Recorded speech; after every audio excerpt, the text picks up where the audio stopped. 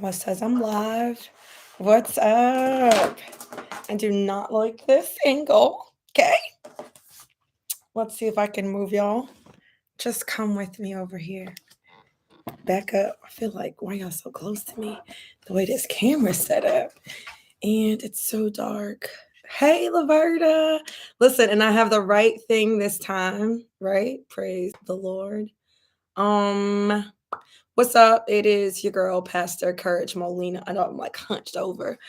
Um, it's your girl, Pastor Courage Molina, and we are here for our daily Bible reading. We're going to be reading Genesis chapter 4 through 7.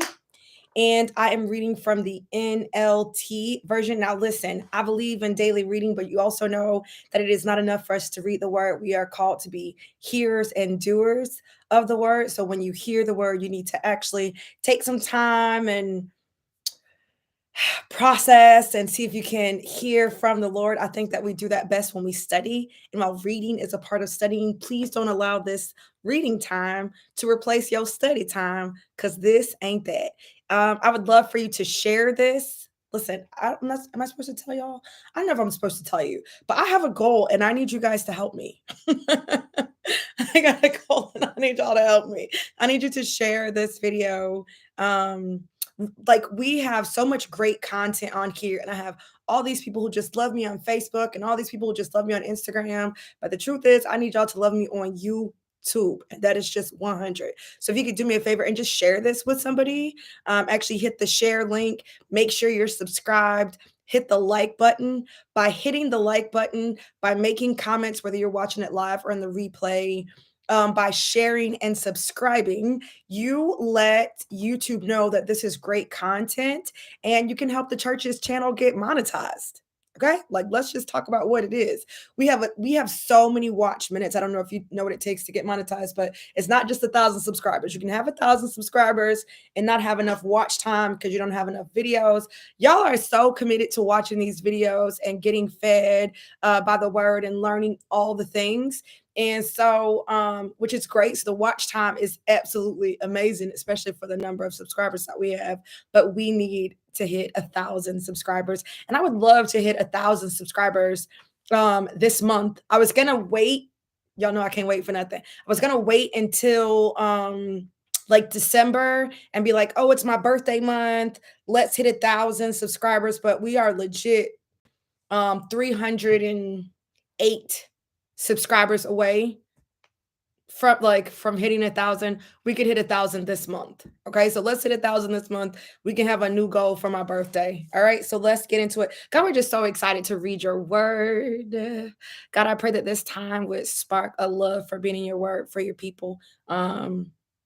So that when you call them into quiet time with you, they don't look at being in the word as like a time of drudgery, but they are excited to spend time in the word because it's really a good time. And these folks crazy in this Bible reminds us that, even when we behave that way, you still love us.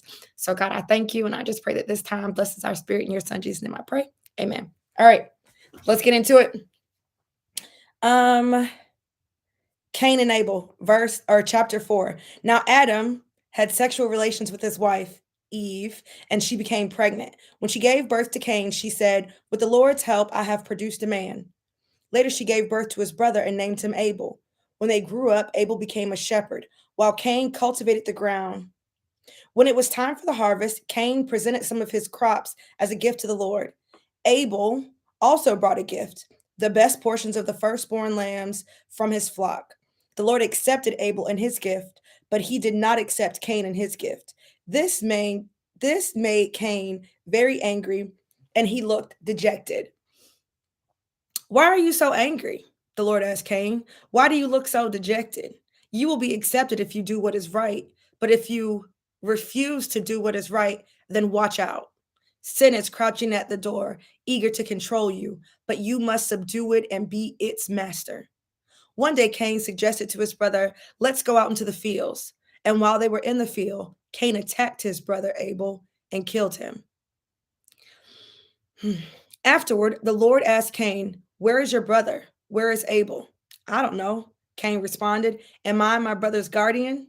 But the Lord said, what have you done? Listen, your brother's blood cries out to me from the ground. Now you are cursed and banished from the ground which has swallowed up your brother's blood. No longer will the ground yield good crops for you, no matter how hard you work. From now on, you will be a homeless wanderer on the earth.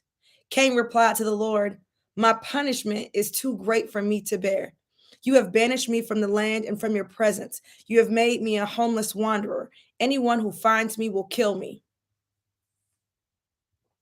The Lord replied, no, for I will give a sevenfold punishment to anyone who kills you. Then the Lord put a mark on Cain to warn anyone who might try to kill him. So Cain left the Lord's presence and settled in the land of Nod, east of Eden. Cain had sexual relations with his wife, and she became pregnant and gave birth to Enoch. Then Cain founded a city, which he named Enoch after his son. Enoch had a son, Irad. Irad became the father of Mahulalel. Mahulalel became the father of Methushalel. Methushael became the father of Lamech. Lamech married two women. The first was named Ada, and the second was Zillah. Ada gave birth to Jabal, who was the first of those who raised livestock and live in tents. His brother's name was Jubal, the first of all who play the harp and flute. Lamech's other wife, Zillah, gave birth to a son named Tubal-Cain.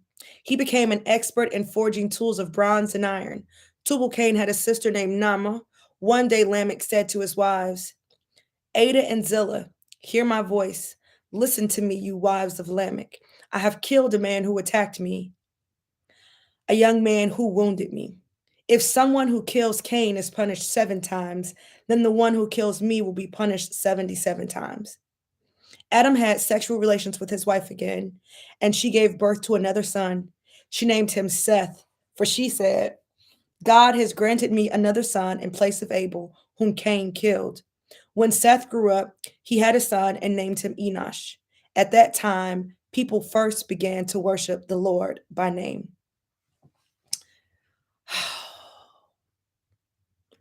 Listen, I'm just gonna real quick, because I got a lot to read today.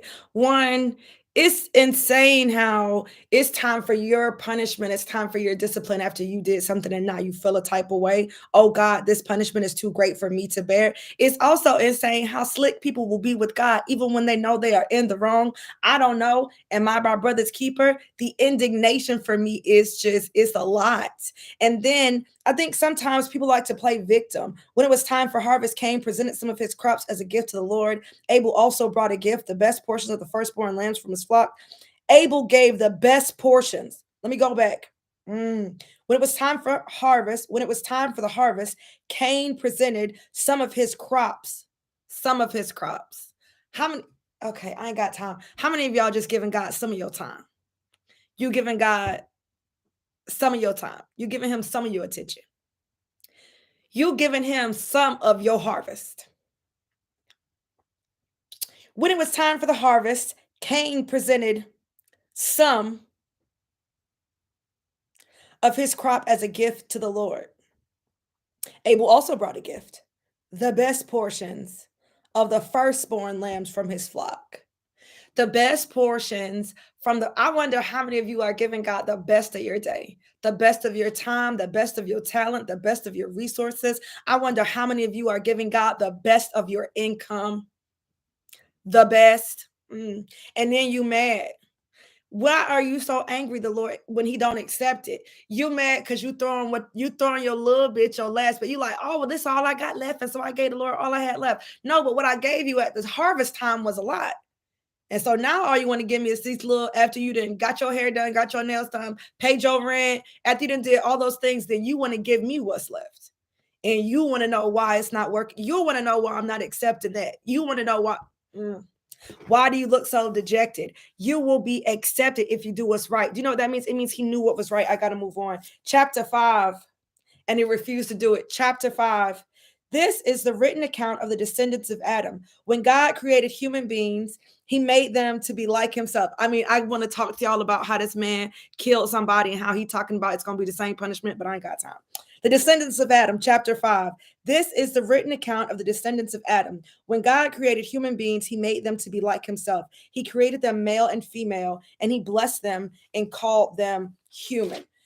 Excuse excuse me, when Adam was 130 years old, he became the father of a son who was just like him in his very image. He named his son Seth. After the birth of Seth, Adam lived another 800 years and he had other sons and daughters. Adam lived 930 years and then he died. When Seth was 105 years old, he became the father of Enosh. After the birth of Enosh, Seth lived another 807 years and he had other sons and daughters. Seth lived 912 years and then he died. When Enosh was 90 years old, he became the father of Kenan. After the birth of Kenan, Enosh lived another 815 years and he had other sons and daughters. Enosh lived 905 years and then he died. When Kenan was 70 years old, he became the father of Mahalalel. After the birth of Mahalalel, Kenan lived another 840 years and he had other sons and daughters. Kenan lived 910 years and then he died. When Mahalalel was 65 years old, he became the father of Jared. After the birth of Jared, Mahalalel lived another 830 years and he had other sons and daughters. Mahalalel lived 895 years and then he died. When Jared was 162 years old, he became the father of Enoch. After the birth of Enoch, Jared lived another 800 years and he had other sons and daughters. Jared lived 962 years and then he died. When Enoch was 65 years old, he became the father of Methuselah. After the birth of Methuselah, Enoch lived in a close fellowship with God for another, 300 years, and he had other sons and daughters.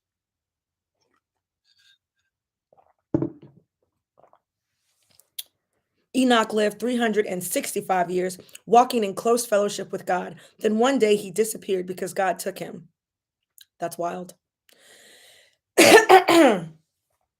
When Methuselah was 187 years old, he became the father of Lamech. After the birth of Lamech, Methuselah lived another 782 years, and he had other sons and daughters. Methuselah lived 969 years, and then he died. When Lamech was 182 years old, he became the father of a son.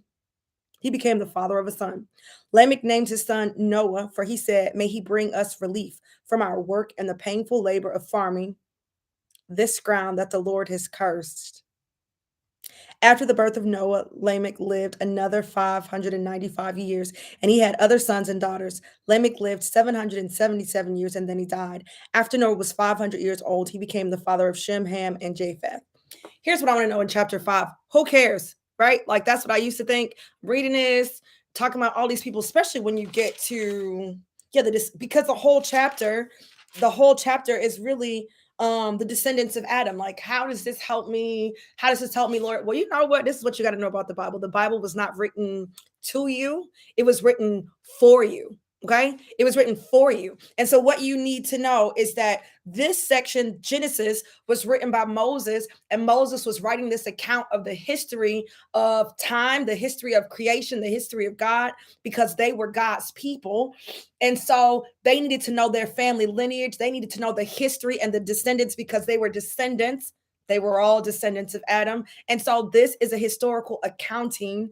It is a lineage. It's genealogy right before they had what they got right now, ancestry. This is ancestry right here. Okay, this is the first original ancestry.com. Also, I just like to say this. I know I can't I can't let it go. I just want you to understand this because I think sometimes we can miss this, that especially when it is historical writing, right? Like Genesis, Exodus, it's the law, right? It's the law, the book of the law, the book of Moses. It's the first 5 chapters of the Bible. It's the Pentateuch. When we are looking at those things, I want you to also understand that everything that is written here is not necessarily meant to be a way for you to live your life. Obviously, killing people, obviously having more than one wife. The Lord did not do that. He made one wife, one husband, on one man for one woman, right? And so we can see how God set it up. This is a depiction of what actually happened. It's just like reading a history book. Just because the history book says that there were slaves doesn't mean that somebody is saying that we should have slaves. Just because this history book is saying that somebody had 2 wives, it doesn't mean that the word of God is saying that we should have 2 wives. Okay, I see 12 of y'all on here. If y'all could like this video, I would love it. Not only that, the way that you can also see the character of the person who had 2 wives. But I'll digress. Let's get to chapter 6 because we have 2. Oh, wait, one more thing. And then how long they lived. First First of all, 930 years, and then he died. That is a very long time. I think it's also really important for us to know that we don't, there, when you read the Bible, it's difficult for you to keep up with the time, like with the timeline, how long something was or how long something went on when you realize that he's talking about Adam and the descendants of Adam, that from the time of when Adam was created until way down here where we're at Noah, we're talking like 900 years. 800 years, 700 years have passed. And I think we think when we go from verse to verse or chapter to chapter, or book to book, that it's like the next day, right? And yeah, and the age when they had offspring, that's old. Excuse me. The age when they had offspring, that is crazy. Yeah, like look at the characteristic, like look at his attitude. He out here killing people. That's who you want to follow. You want to have two eyes, and he out here killing folks. Maybe not. Okay. All right, chapter 6. A world gone wrong. Listen, if you love this, just drop me an emoji in the chat if you are glad that I'm doing this. It feels good to do it too. So just let me know that you love this content. Drop a heart or emoji, some type of emoji. Let me know you out there and you are enjoying this. All right.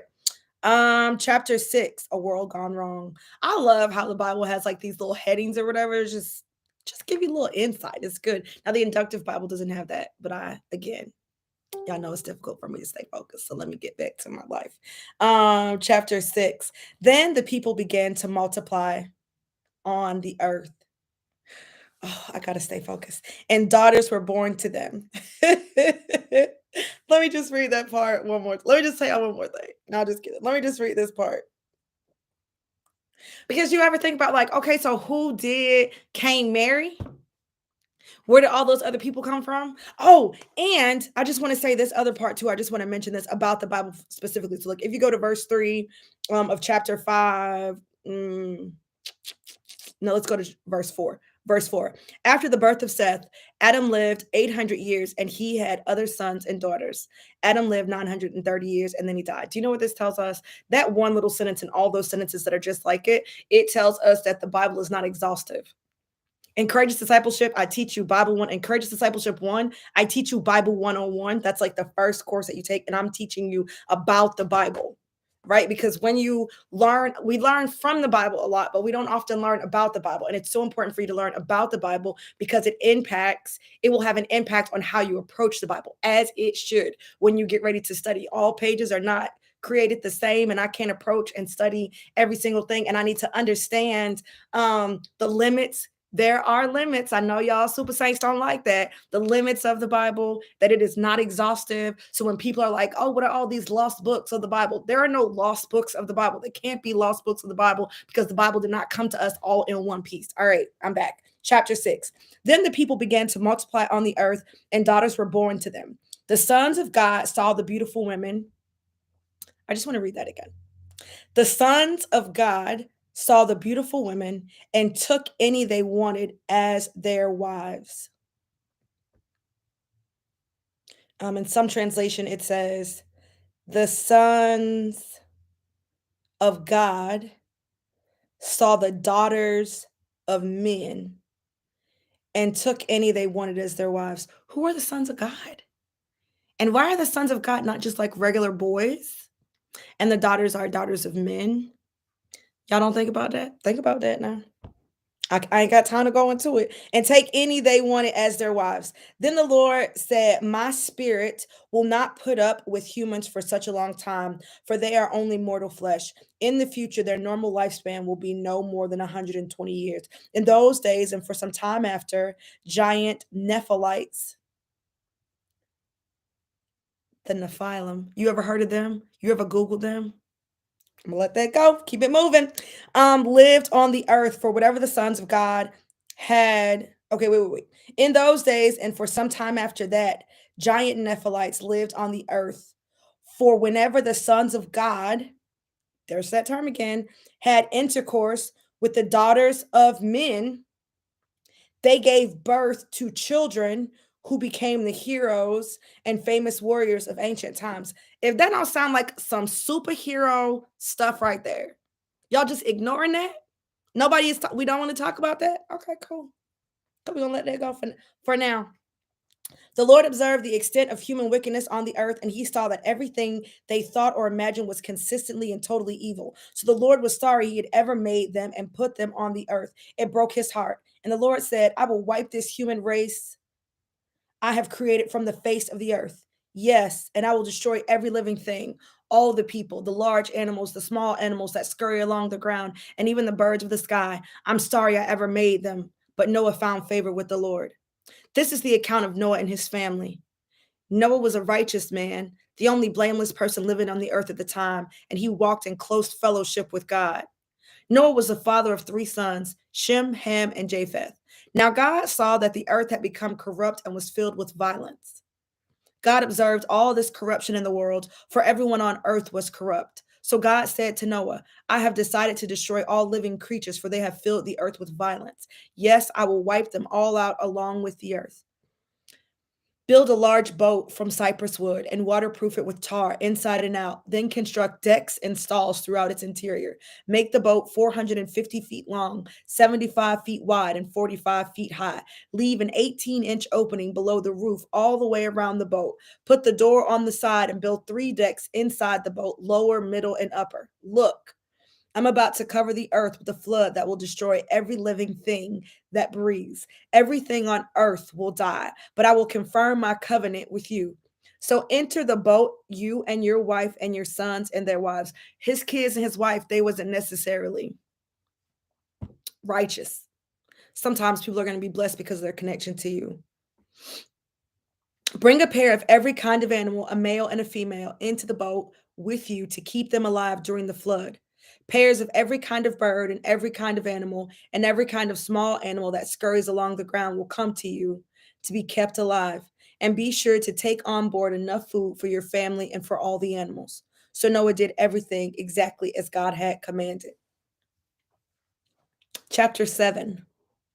When everything was ready, the Lord said to Noah, Go into the boat with all your family, for among all the people of the earth, I can see that you alone are righteous. Take with you 7 pairs, male and female, of each animal I have approved for eating and for sacrifice, and take 1 pair of each of the others. Also, take 7 pairs of every kind of bird. There must be a male and female in each pair to ensure that all life will survive on the earth after the flood. 7 days from now, I will make the rains pour down on the earth, and it will rain for 40 days and 40 nights until I have wiped from the earth all the living things I have created. So Noah did everything as the Lord commanded him.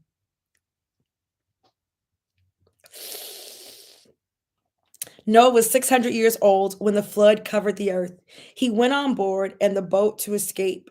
He went on board the boat to escape the flood, he and his wife and his sons and their wives. With them were all the various kinds of animals, those approved for eating and for sacrifice, and those that were not, along with all the birds and the small animals that scurry along the ground.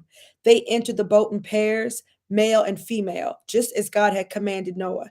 After 7 days, the waters of the flood came and covered the earth. When Noah was 600 years old, on the 17th day of the second month, all the underground waters erupted from the earth, and the rain fell in mighty torrents from the sky. The rain continued to fall for 40 days and 40 nights. That very day, Noah had gone into the boat with his wife and his sons, Shem, Ham, and Japheth, and their wives. With them in the boat were pairs of every kind of animal, domestic and wild, large and small, along with birds of every kind. 2 by 2 they came into the boat, representing every living thing that breathes. A male and female of each kind entered just as God had commanded Noah. Then the Lord closed the door behind them. For 40 days, the flood waters grew deeper, covering the ground and lifting the boat high above the earth. As the waters rose higher and higher above the ground, the boat floated safely on the surface.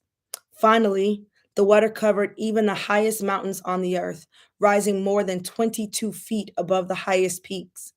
All the living things on earth died.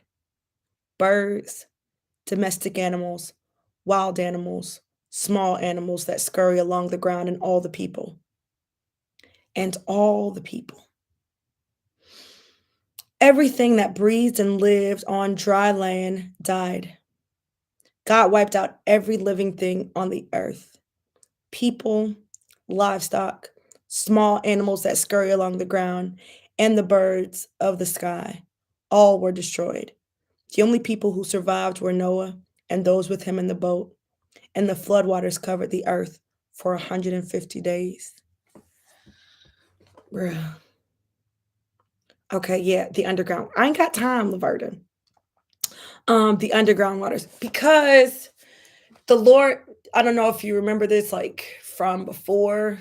I don't know what chapter it's in. When you that's another thing. When you read it so fast, you'll remember where it's at. But from before, when the it said that God didn't have anybody to like till the land, to work the land, that he hadn't caused it to rain on the land yet. Do you remember that in the beginning with Adam and Eve, that the water sprang up from the ground to kind of water the earth, so the underground waters?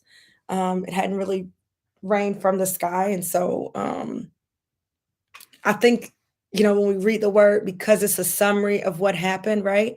It makes us forget like how many days must have passed. And the floodwaters covered the earth for 150 days. It's 150 days plus the 40 days that it rained. So now we're at 190 days. I think a school year is 180 days. Is it?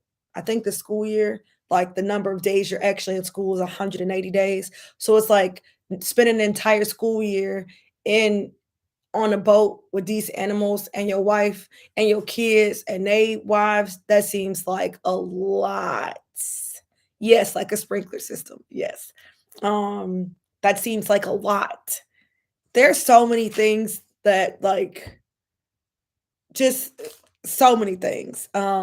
Noah's Ark is one of the stories that is that we go over in Courageous Discipleship 1. Courageous Discipleship 1, we do like your favorite Bible stories, right? If you think about like Adam and Eve, creation, Noah's Ark, Cain and Abel, Daniel in the lion's den, like just things that you've probably heard a bunch of times. And I don't have the time to really break down every single verse as we're reading, but in Courageous Discipleship, one, I provide a ton of insight for every single Bible story that is covered. You think that I'm doing a lot here? I ain't doing nothing here. Okay.